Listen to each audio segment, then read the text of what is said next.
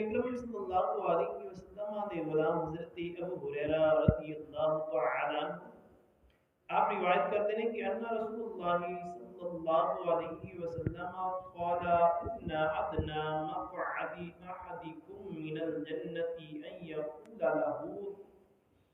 ان يقول له تمنى فيتمنى ويتمنى فيقول له هل تمنيت فيقول نعم فيقول له وإن لك ما تمنيت ومثله معه رواه مسلم۔ حضرت ابو ہریرہ رضی اللہ تعالیٰ عنہ روایت کرتے ہیں کہ رسول اللہ صلی اللہ علیہ وسلم نے ارشاد فرمایا تواڈے وچوں ادنا ٹھکانے والا جنتی جڑا سب تو کم زمین والا ہوئے گا جنت دی اندر، سب تو چھوٹے گھر والا ہوئے گا جنت دی اندر، ادنا ٹھکانے والے جنتی نو رب فرمائے گا آرزو کر اج منگ میرے کو کے منگنا چاہتا جدو جنت کے اندر چلا جائے گا میرا رب ارشاد فرمائے گا منگ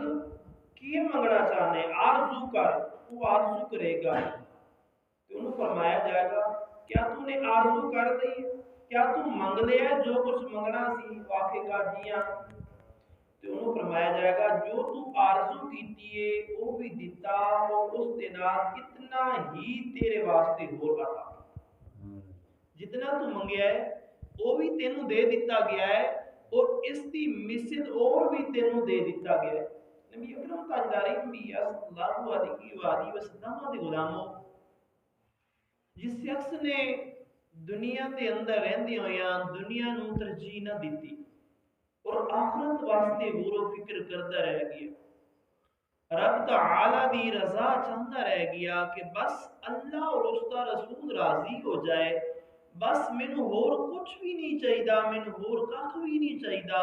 تے ایسے اسناد دے اندر اس شخص دی موت آئی کہ رب بھی راضی سی اور رسول اللہ صلی اللہ علیہ وآلہ وسلم بھی راضی سن۔ اللہ تبارک و تعالی اس دے قبر و حشر دے جڑے معاملات نے تے آسان فرما دے۔ حضور دے غلاموں قبر دے معاملات آسان پھر میدان محشر دی اندر جدو وہ پیش کیتا جائے گا اپنے حساب و کتاب تو بعد رب دی رحمت دے نال جنت دے اندر چلا جائے گا۔ جنت دے اندر جس طرح کے پچھلے درس دے اندر بھی عرض کیتا سی کہ 100 درجے ہو گئے،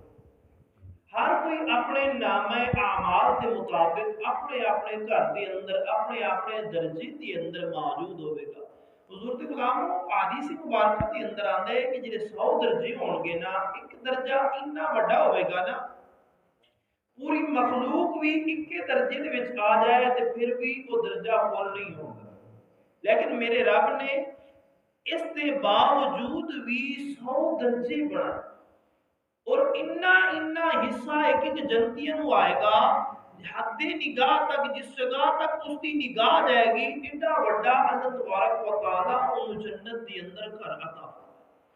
پھر سب تو ذرا کم حیثیت والا جنتی ہوئے گا رب جنت تی عطا ہی فرما دے گا۔ میرا رب ارشاد فرمائے گا اے میرے بندے آج میرے کو منگ کے منگنا چاہنا ہے، دنیا دے اندر تو میری فرما برداری کردہ رہ گیا ہے، میرے حکم دے مطابق زندگی بسر کرتا رہ گیا، فاتحہ تیرا انعام میں آج تو جو چاہے میرے کو منگ۔ وہ بندہ پھر آرزو کرے گا رب تعالیٰ تو کچھ منگے گا، میرا رب فرمائے گا بس اتنا ہی چاہیے تینوں اتنا ہی منگنا ہے، عرض کرے گا جی ہاں یا رب العالمین مینوں صرف اتنا ہی چاہیے۔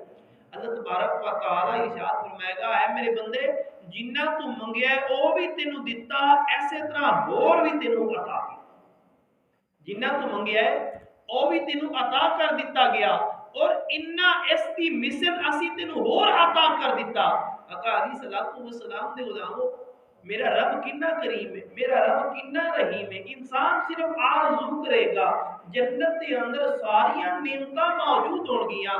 اور اسی اس دنیا دے اندر رہندے ہویا اسی دنیا واسطے جس دے اندر ایک دن دو دن کیڑی آدھا گھنٹہ 10 منٹ 5 منٹ کسی دی زندگی دا بھروسہ نہیں ہے، اسی دنیاوی نعمت حاصل کرن واسطے حلال و حرام دے درمیان فرق کرنا بھول گئے ہیں. پیڑا پراواں دا دل دکھانا اسی بھول گئے ہیں کہ میں جڑی حرکت کر رہے ہیں میرے پیڑا پرا خوش ہون گے یا ناراض ہون گے. اسی رشتہ داریاں ختم کر دینے ہیں صرف اور صرف دنیاوی مال دی خاطر. لیکن اس دے اندر نہ دنیا دے اندر ہمیشہ رہنا ہے اور نہ ہی دنیاوی مال نے ہمیشہ رہنا ہے. تاجدار کائنات صلی اللہ علیہ وآلہ وسلم دے غلاموں یاد رکھو دنیا نو زیادہ ترجیح نہ دیو, زیادہ ترجیح اس آخرت نو دیو جس تو بعد موت ہی نہیں.